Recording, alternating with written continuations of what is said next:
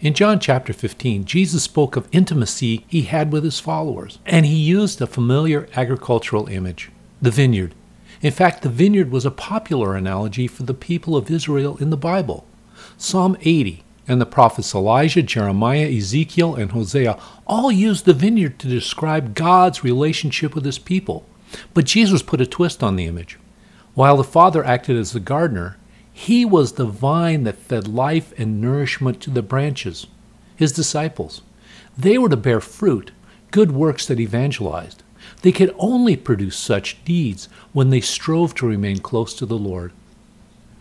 Such intimacy required loyalty, and that came at a cost. The disciples faced testing from other believers, from those who rejected them, and from society at large. They were misunderstood, insulted, and abused. While many wanted to cry out for relief from God, Jesus reminded them these times of testing were really God's ways of pruning them, helping them grow. In fact, the words of the Lord himself caused scandal.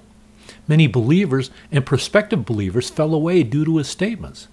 But those who remained faithful despite the cost would enjoy life closer to the Master. Intimacy, however, meant more than loyalty. There were spiritual and communal components. Faithful followers needed a healthy prayer life that they shared in community with others. Think of the vine and the branch's image. Yes, the individual branch was connected to the vine, but that branch did not live in isolation. Through the vine, a branch grew closer to those next to it, and through the vine, one branch had intimacy with another. If we follow the analogy, each Christian was rooted in the Lord, but through the Lord, that believer was close to others, even to family members and close friends.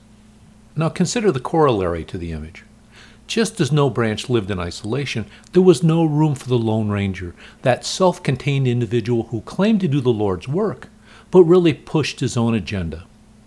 The image of the branches connected to the vine illustrate that point clearly. The loner cut himself off from the Lord, even if he continued to profess faith in the Lord. Without the support of others, he would not grow. His faith would wither and die.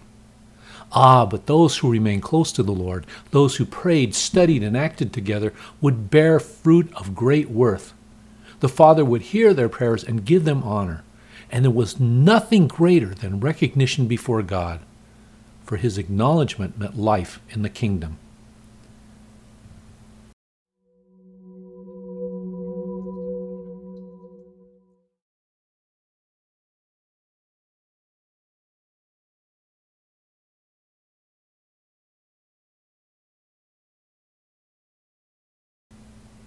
The image of the vine and the branches comes alive in the Eucharist.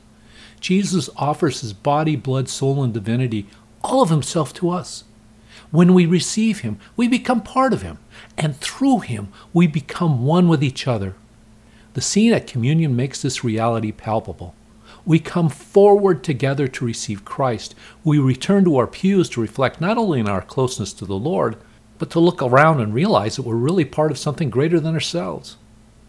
Through the risen Christ, we are the church. He is the vine, we are the branches. And with his life in us, we can go out and perform great signs in his name.